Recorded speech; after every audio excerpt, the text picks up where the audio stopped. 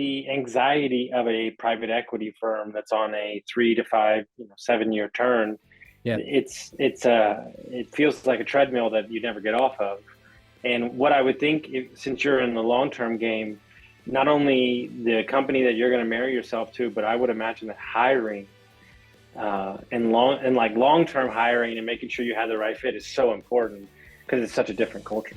Welcome to the In podcast, where we dive deep into genuine stories of leaders who've seized control of their journey. This podcast is brought to you by LeadHub, your growth partner for the trades. And now, let me kick it over to our guy, Austin Linney. Guys, for the life of me, we cannot get this podcast recorded, so we are going back to Zoom because Riverside is acting crazy. This is what happens when two redheads get together. But I got my man, Mr. Brooks, in the house. Mark Brooks, how are you doing, sir? I'm good, Austin. How are you, brother? I'm doing good, man. I appreciate your patience. For whatever reason, the internet, the websites, the platforms, technology helps us, but it also hurts us. Yeah. So no worries. Awesome. So why don't you tell everybody a little bit about who you are and what you are about, and we'll just kind of get it started from there. Yeah, sure. So I work for an organization called Permanent Equity, and we are technically a private equity firm, but we're pretty different from traditional private equity. So our fund life is 27 years instead of the typical 7 to 10. So we kind of like to say that we buy businesses with no intention of selling. We're long-term buyers and holders of typically family-held, family-run businesses. So we kind of talk about ourselves as like the next generation of capital for a business, kind of generational capital partner. So we don't use transactional debt. So we are all equity investors in those businesses. And we really like to come alongside those businesses as a partner. So we don't do boards and we don't do board meetings. We do kind of like weekly or biweekly calls with our CEOs. It's just kind of like, how are things going? How can we be helpful? What are you excited about? What are you worried about? What's keeping you up at night? And how can we help with those sorts of things? So I have the privilege of running the ops side of Permanent Equity. So my team is the one that partners with the CEOs post close. So we kind of think of ourselves as like a board in a box type of thing, even though we don't really do boards of directors. So we are counselors and confidants and consultants and coaches and all kinds of fun stuff wrapped into one. Basically, we never want any of our CEOs to feel like they're going it alone. We know that leadership is really lonely. And so having someone there to do everything from talking through like a 5-year strategic plan to blowing off steam because somebody didn't show up for a third day in a row. We want to be there as a partner in whatever way we can be helpful. And because the anxiety of a private equity firm that's on a 3 to 5, 7 year turn, yeah, it feels like a treadmill that you never get off of. And what I would think, since you're in the long term game, not only the company that you're going to marry yourself to, but I would imagine that hiring and long term hiring and making sure you have the right fit is so important because it's such a different culture. Yeah, for sure. And I mean, when it affects our acquisition process also, because with a lot of these folks, we kind of like to say we're looking for folks who care what happens next, and a lot of that is wrapped up in the team that they've built. Like they want to keep their team in place. So we're not really doing like massive churn on the management team, replacing everybody. And all that kind of stuff. Like we're typically rolling with the folks that are there already. And so knowing that some of them, most of them are younger than I am, right? So they're going to be around. We're going to be working together for a long time. So getting to know that team, not just as employees, but as individuals is super important because we are trying to build that long-term relationship with them because we anticipate partnering with them for a long, long time. And I think what's interesting to get into your mechanics of you managing and everything, I've met a lot of people, and I swear no matter what's happened, I've done 600 of these and I've never had this happen before again. Yeah. So, but when I met you at the event at the Main Street Summit, I've never met somebody that listens the way that you listen. Like there's listening, and then there's listening to really like listen. It's like even so far past that, it's ridiculous, right? Because you're genuinely like, you genuinely care about what coming out of somebody's mouth. You're not looking to say that next thing, and it's very rare, especially in this day and age, to run into somebody like that. Well, I appreciate you saying that. And I think that is just being around and making the opposite mistake enough times to learn. I mean, I think we spend 99% of our times in conversation waiting for our turn to go. Especially folks like me who are more extroverted types of people, and an external processor and all that sort of thing. Like my first trigger instinct is to talk more. And so it's just been years and years of walking away from conversations with people and realizing that I didn't really learn anything about them. And I think a lot of that, there's just a lot of ego wrapped up in that, I think, where we want to feel like we have said something important and impactful and revelatory to the person that we're talking to. And when we're able to let that go and realize that there might be sort of an awkward pause between when they get done talking and when we say something, like it's a very American thing that we feel like, conversation has to flow constantly. Like if you can get comfortable with that, skip of a beat in between, while you're processing what the person actually said, and then starting to think about what you're going to say next, and instead of spending, the entire time that they were talking, thinking about what you're going to say next. It's a different way of carrying on conversation, but I think it's richer. And, part of the reason I love my job is all the different people that I get to interact with. So, we own 15 businesses now, and hopefully lots more in the future. And it's that many more people who, you get to get involved in the life of, and that's a real privilege. So don't waste it making sure you're gonna sound good and have a sharp retort when they get done talking. Instead, spend it actually listening and getting to know them. And I don't do it perfectly. Gosh, I still struggle with it a ton. So I don't want to make it sound like I'm some guru at this. It's a constant development process. This is the number one thing I'm working on right now. We were in a meeting with my mentor, one of my business partners, and we were at Thomas's place, LP Capital in Austin. Yep.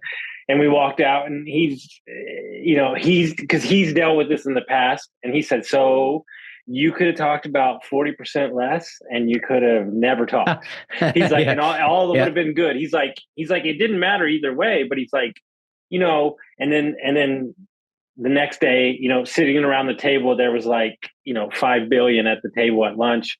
And I didn't say a word like the whole time, but you're just sitting there and you're listening and you're picking up on things. And it's very hard to me because I'm used to being the kind of, guy in the room, but you're getting in these, you're getting in these different rooms now where, a lot of these people have tons of experience, big funds and stuff like that. So I get what you say, but even with the employees, like I'll give you of all people would love this more than anything. So there's a guy that we hired that, came from a rough upbringing, like really didn't have a father figure, like a little rough around the edges. He's like, took a chance on me and I took a chance on him, and like he's our number one installer now, and like he's amazing, right? And I wanted to give him a raise, like we were going to give him a raise, and like he was going to be in charge of something.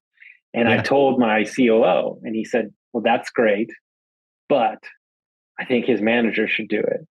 And I was fuming for like an hour. I was like, he's like, I get why you want to do it, but wouldn't it be better for the company longevity if he does it? And I was like, you're right. You're right. Yes.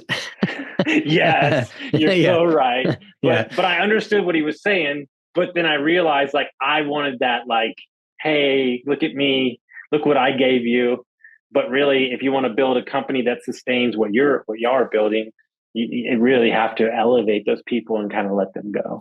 Yeah, for sure. I think the other thing that's been helpful to me in that regard is I have, since taking this job about 4.5 years ago, I have been thrown into so many situations where I am the dumbest person in the room about so many different things. So, you know, one thing I didn't mention about permanent equities, we don't have an investment thesis outside of great businesses that know how to make money will continue to make money. So if you look at the 15 businesses that we own, they're all over the map. So since taking this job, I've onboarded, a business that its expertise is in airplane parts, and one that is in commercial waterproofing and fire stopping, and another one that makes picture frames, and another one that makes roller coasters. And there's like I don't know anything about any of this stuff when I come into the room for the first time, and it's a very humbling experience, and you have to really listen well in order to pick up on those things. And that's not to mention the literally dozens of other, management conversations that we've had with businesses that we didn't transact on, where you're starting from nothing on like some weird, software product that's deep inside of some industry, or an industrial services company, or that sort of thing. Like there's so much out there. I think one of the joys of my job is getting to meet people who have figured out so many different weird ways to make money that I would never be smart enough to think of, and getting to learn from them how they did that, and then partner with them to help them figure out how to grow it is super fun. But again, it comes back to this fundamental principle that if you're not willing to listen first and admit that you know nothing about a particular subject or business or a person, that's kind of where learning starts, is being willing to let go of ego and just listen well. From a human psychology level, because my joke is if like me and like one of my buddies like put together a dance studio, like it would be the best dance studio. Like I'm business agnostic. Like it really doesn't matter to me, like same as y'all. Yeah. But I wonder, right? There was a report out, David Goggins was on with Andrew Huberman, and there was a study that came out where when you do hard things, or when you try hard things, or you have discipline, or you run hard, like there's a part of your brain that's bigger, right? Than Yeah. not. I wonder if it makes your team that much more elite, because there are so many different issues and you have to problem solve at the highest level. And it really provides a group of humans that are problem solvers by nature. Yeah, I think it's a good point. And I think what we see on our team is when you're trying to draw parallels between executive matchmaking and glass curtain wall and Amazon advertising software, like it's pretty abstract. Like the things that you're trying to learn and apply across other businesses are pretty esoteric.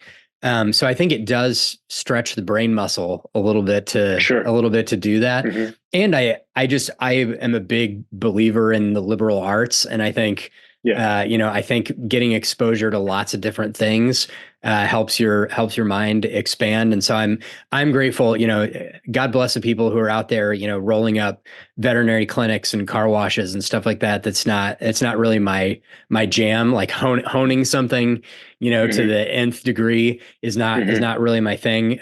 So I'm really grateful that I get exposed to all this different weird stuff, and, get paired up with people who are really, really good.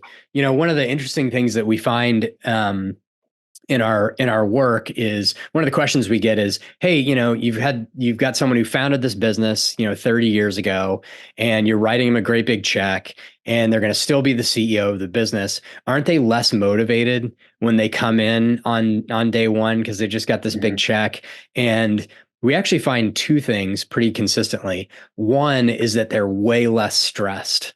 Like they have way more mental bandwidth to actually think about the business itself instead of their personal position in the business. And, waking up with the night sweats, when you're 63 years old and realizing 99.9% of your net worth is tied up in this one thing can be pretty stressful, So that's one thing. And the second thing that I think is really cool is most of these folks started a business because they discovered something really interesting and unique about the industry or industry that they're in. And they were so passionate about it that they started a business. And then the business grows and they get to 10 employees and they get to 20 employees and they get to 50 employees. And now they're doing more HR stuff than they are the thing that they really started out being good at.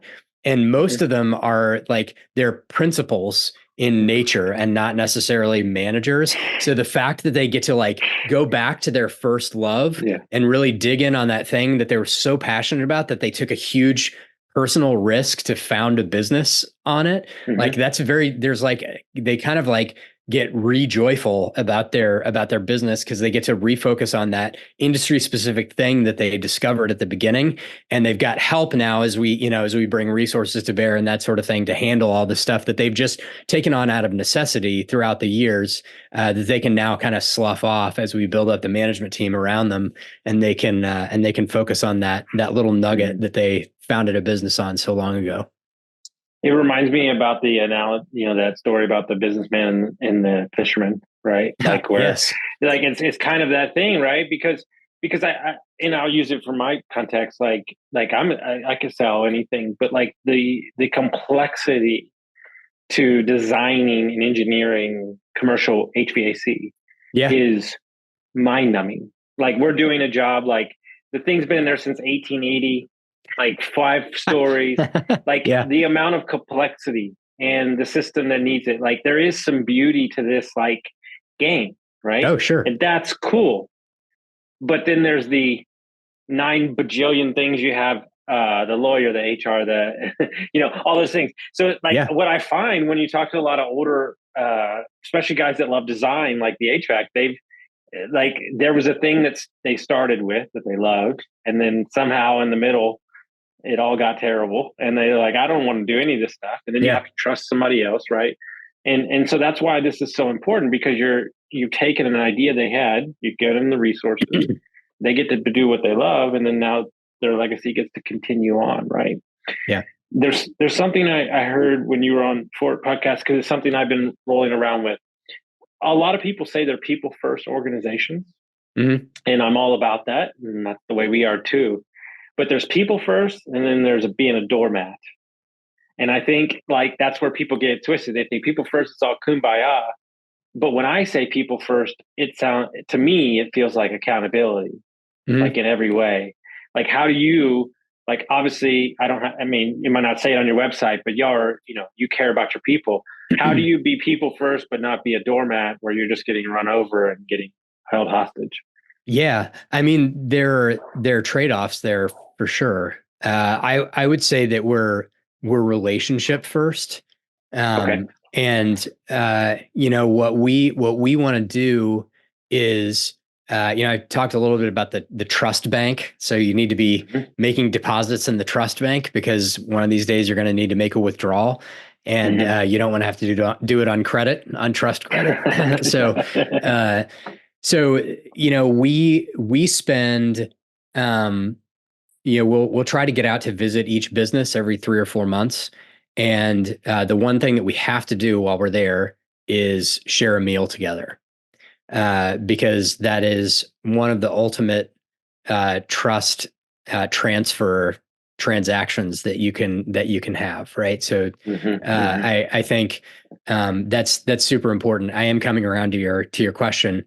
Sure. But what we want to do is make sure that we're making those deposits in the trust bank, and not in again, it sounds transactional. It's not in a transactional way. Like we want to be building a strong relationship for when the inevitable storm does come. We're going to have a disagreement. The economy is going to have a downturn.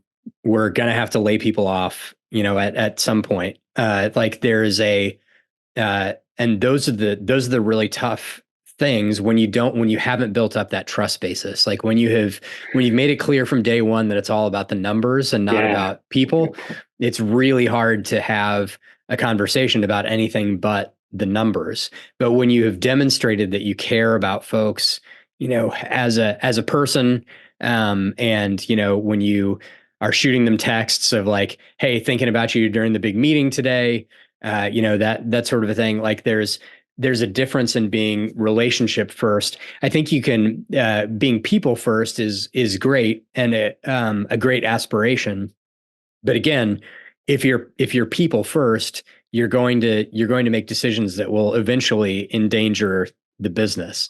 So if you can demonstrate that you're relationship first, that you want to maintain that relationship, then I think you buy yourself a lot of trust that you can then draw on when you need to, when times get lean, which they inevitably will. And I think your trust bank is such a good point. I learned a lesson. There's a certain lessons you put your hand in the tiger cage and you get bit off. I have a lot of ideas. I'm very excitable. A lot of those ideas take a long time to form. Yeah. And if you say them out of your mouth in front of your employees and you don't do them, you will be in trouble. So I have a hard and fast rule. No half full ideas come to the fruition. This happened to me. We canceled a company barbecue because we were busy. And then I got reamed by my managers like a couple weeks later. And I'm like, you're giving me this hard a time about a barbecue? But like to them, to your point, it meant everything. And it was great ever since we had it. And those are a lot of the things. And I wasn't doing it on purpose. We just got busy and it got pushed around. Sure. But those are the things that a lot of people overlook to get capital. But when you say relationship based instead of people based, to me, that feels more malleable as an owner and a business owner, because what you're saying is a relationship is 50-50. And you got to meet me halfway if I'm going to meet you halfway. And I think not living in that fear of saying, we lost a lot of knowledge in our company. But I told my COO, I said, I have a feeling that if you give the young guys the opportunity, they're not going to be perfect. I said, but if you give them that space to step up and just tell them flat out, you're not ready. That's my new thing I've been doing. Yeah. I hired a 20-year-old project manager, the smartest kid I've ever met in my entire life. I was going to hire for this other role. And I literally said in the interview, you're not ready. I said it to him 3 times. I said, this is 4 years too early for you, but we're going to give you a chance. See if you do it. Yeah. And he knocked it out of the park. Yeah. Because we gave, they don't think I'm good enough. Like that's what we fear about, but it's like, no, just kind of tell them what's what. And, but I believe in you because I spent a lot of my time in hospitality, right? Mm-hmm. And if you worked at really nice restaurants, they had a rule. If you waited tables for more than 10 years, they wouldn't hire you. And I'm like, what are you talking about? They said, because you have so many bad habits past 10 years, we don't want to hire you. Mm. So I'd rather hire them young and then get them indoctrinated into our culture, right? Like I talk to people like you. I interviewed a guy yesterday, Ken Russ. Like I would give everything right now. I'm 41. I would give everything to stop what I'm doing, go back to 18 and just work for y'all. And just work for y'all and learn and listen and hear and go to meetings that I shouldn't be in and just grow. Like we discount, and I felt it at the event that y'all put on, that Brent put on. We're missing community in business. That's what we're missing. And when you get with a company that has accountability, love, empathy, they want to show up. Like when you came on board, like was that already there, or has it grown from when all these great pieces came together? Yeah. I mean, I would say it's been there from the beginning. I think, Brent really, he started off as an entrepreneur and built, 3 businesses in kind of the marketing and advertising space. And then bought a business in the similar space. And so he's always had, Emily has basically been around from the beginning. Lori and Sarah on the finance side have been around almost since the beginning. And so that sense of community and caring, I think is important. I think we ought to be careful about calling businesses families, because they're not. I think they're a great business is like a really great sports team. So there is a very collegial nature, and I think as you build teamwork and connection, I mean, I'm sure you've run into this. Like, there are people that you have worked with in the past that you absolutely would have stuck your neck out for, right? Mm-hmm. Like, you would have run into traffic for those people, and that's great.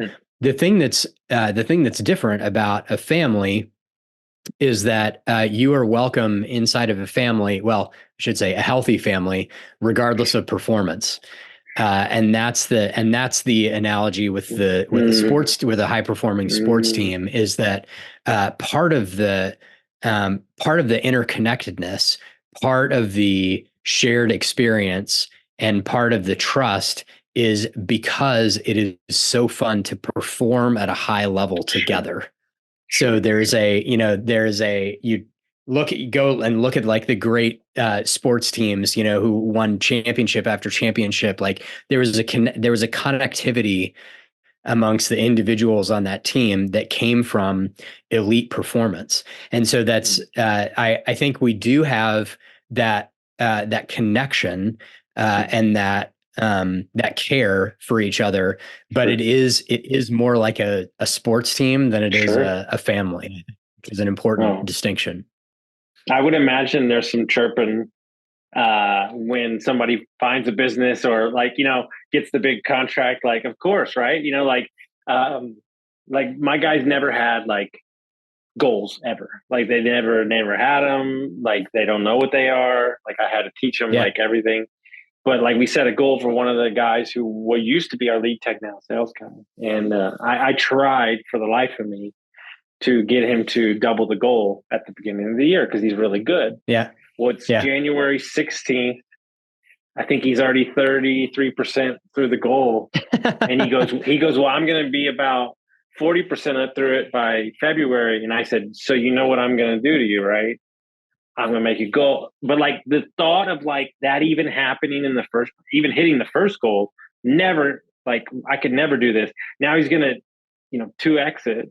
And like that, and he's rivaling with his sales manager. Right. And there's, we've kind of pushed competition out of society, or, it's not good or whatever. But like, let's be honest, like, what do they say when you get in a relationship? You put on about 10 pounds, but then the spouse starts working out and you're like, hold on. I gotta keep up. I gotta keep up. Right. Yeah. And so, now I'm just chasing like podcast episodes. It's like, all right, I'm just going to keep going, and so like, you have to find these little games because, frankly, the day-to-day grind can be myopic by nature, especially, if you're so disciplined in the deals, right? And I think that's something that's not talked about enough, to wait for a great business and then to not just do deals. Like that behavior is something that I study on a regular basis. I have a buddy, probably one of my best friends. He used to work at Goldman Sachs. He works at UT Endowment now. When COVID hit, they have a $50 billion fund. When COVID hit, they were minus 50 billion in losses. All right. So I love to talk to him. Like, what's your mood? He's like, well, I just had my first kid. We're working from home. It's a complete nightmare. He's like, well, we got to get to work. And then so I talked to him like 8 months later and they were up 50 bill.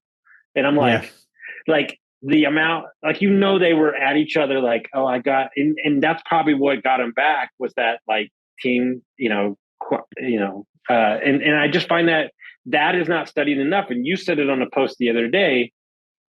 You gave me so much freedom to say, if your business is people, then that's what you should be studying. Like, like it's one sentence, but it's like the freedom in that one sentence is like so important because we don't allow, like, you're great at what you do. You're allowed to get better at what you do. They're not asking you to go out and run sales. Yeah, thank goodness for that.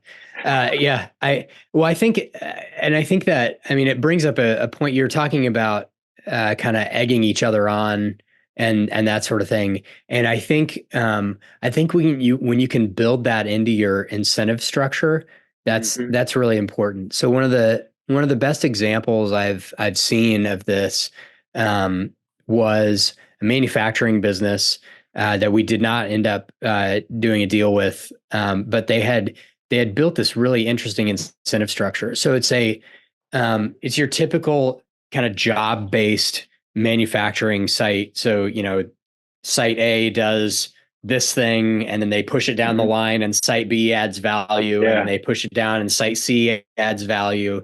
That sort of thing. And they started off where everybody was just making an hourly rate, and that gave them one level of productivity. And so then they added a bonus for productivity within your site. So like site A had these performance goals, and if you beat those performance goals, everybody got X incremental dollars every week. And so what happened was they had these big, carts with the piecework on it. And so they would take them, and then they would just like, they were trying to get so much done, they would just shove them down to the B site, and everything is like disorganized and the paperwork is everywhere.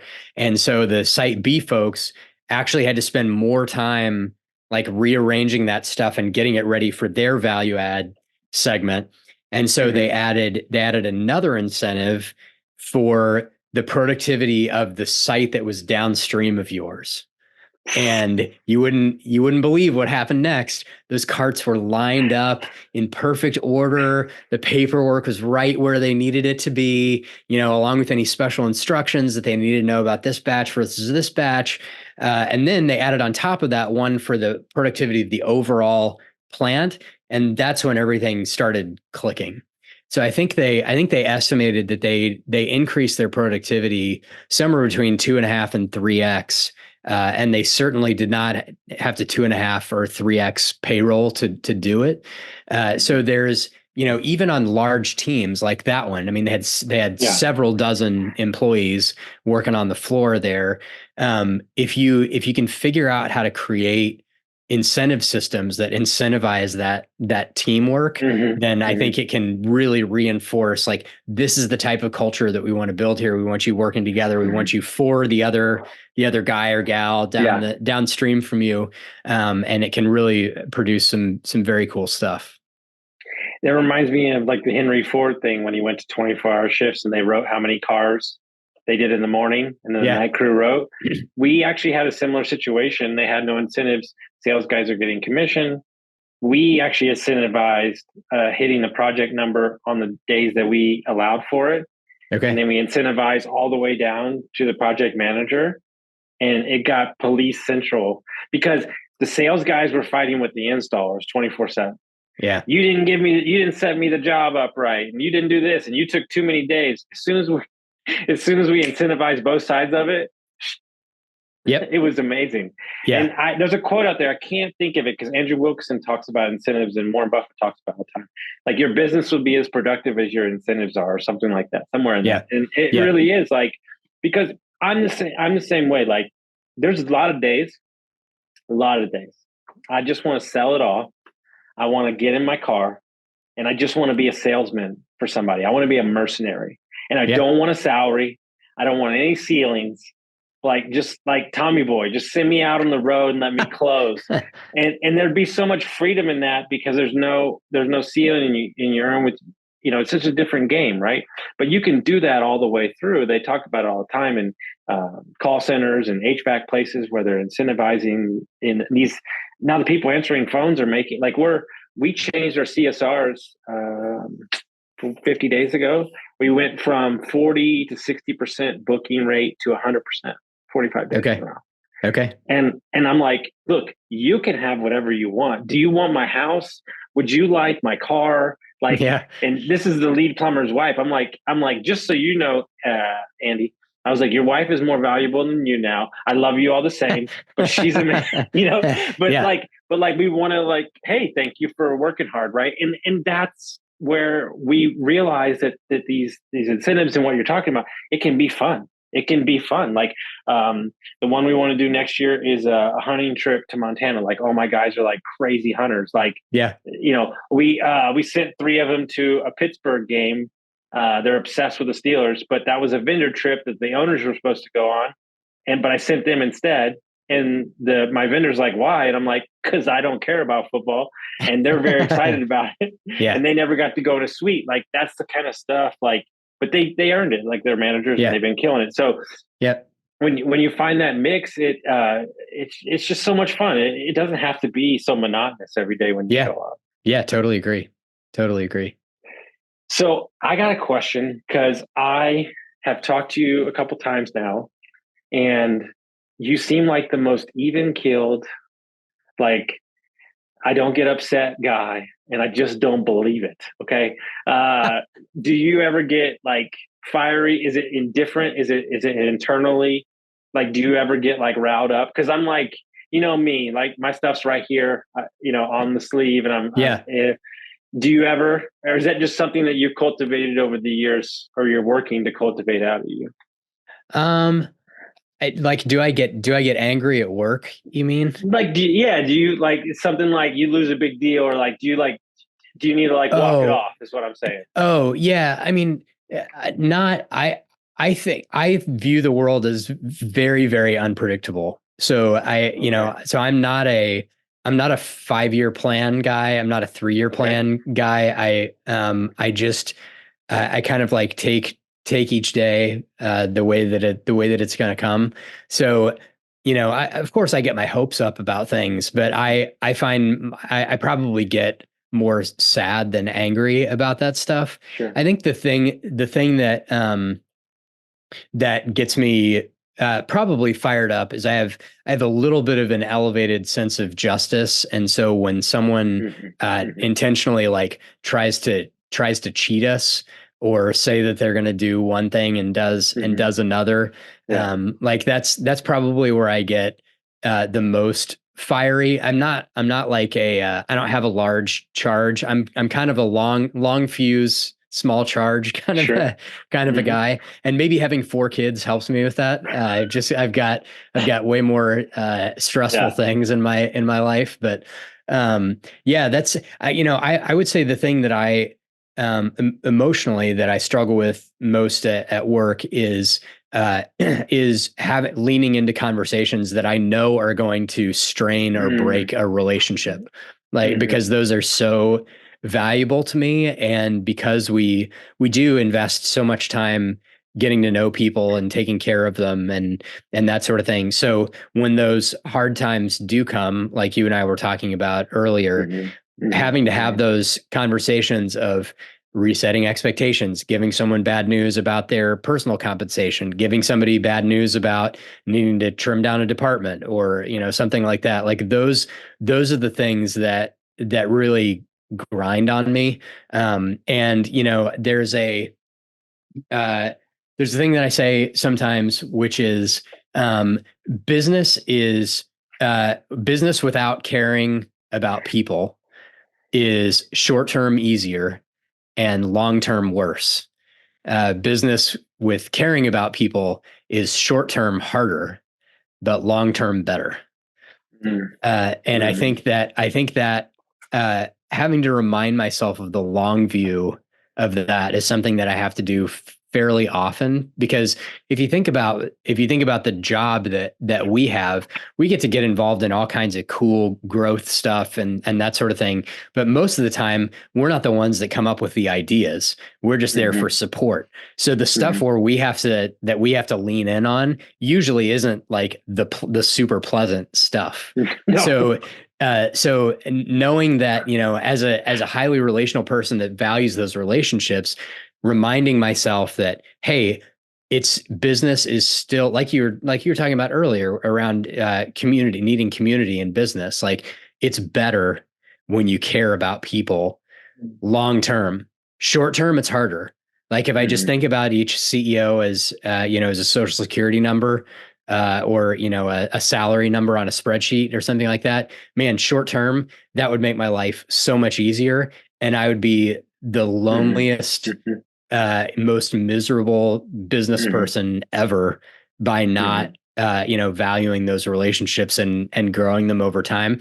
So it's a trade-off. Like you can take a bunch of short-term pain, but be way happier long-term that you cared about people and took good care of them.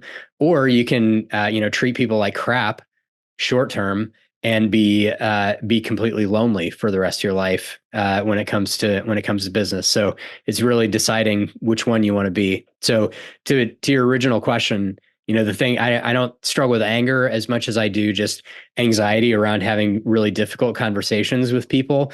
And it's something that I'm 45. It's something I still struggle with. It's something that I still aspire to get better at, is those hard conversations.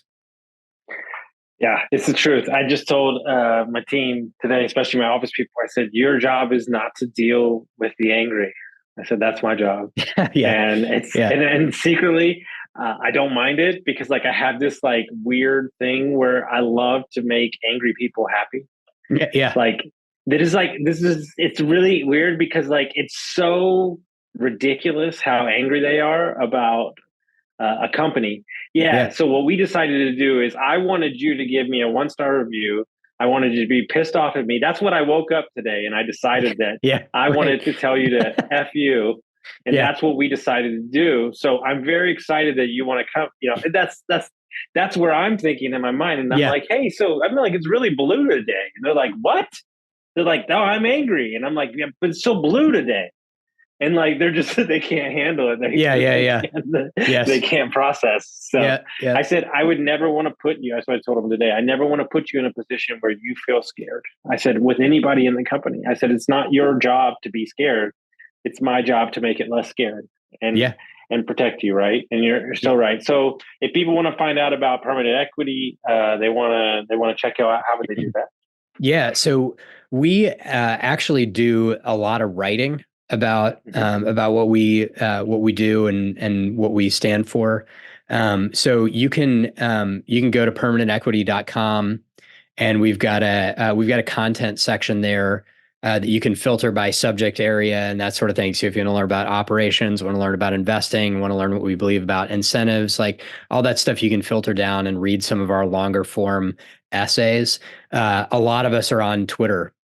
So Brent Beshore, the founder of the firm, is on there and really did a lot of the growth of the firm through his writing on Twitter, and met our original set of investors on Twitter also. So he's there. I'm there at Mark Brooks. Tim, our chief investment officer, is there at Tim Hansen without the N at the end. He had a username issue. And so we kind of post our ideas all the time. Tim, actually, I should mention, is getting ready to start his daily newsletter again. So he writes every day, writes a few paragraphs about something that he's thinking about on the investing or on the operations side. It's really good stuff. Recommend you sign up for it. It's called Unqualified Opinions. If you go to permanentequity.com, you can find all that stuff there. And I mean, we're looking for family-owned, family-run businesses that are looking for that next step. We'd love to partner with folks. So if you know of anyone, please send them our way. So I'm gonna say this. So Mark, my producer, the other Mark, I want you to clip this out because I want to send it to the team over there. I've traveled a bunch. I spent 21 years in high-end hospitality, and when I say high, I'm talking about some of the best hotels and restaurants in the country. And been to a lot of events. The attention to detail and the community and the aspects of the event that I went to, Main Street Summit in Columbia, was the best I've ever seen. And what I mean by that is it feels awkward a lot of times when you get a bunch of narrow-minded, driven entrepreneurs together and they're trying to all check in at the same time. But everything was so great. There was nobody was rushed. Nobody was. It was just, I don't know. It was just great. And people, more importantly, the reason I know it was great was the speakers were happy to talk to whoever. And that meant to me, like, they were actually there for the right reasons. Like, I got to talk to Andrew Wilkinson, like let it be known, that's my man crush. And he was the nicest guy I've ever talked to in my entire life. I got to meet Walker Dybel, who changed my life with his book, like just the best. But none of that could have happened if it wasn't done like amazingly. I know I can't think of the name. I'm sure you could shout it out right off the top of my head, but the company that puts it on just, I mean, I told everybody the Capital Camp team.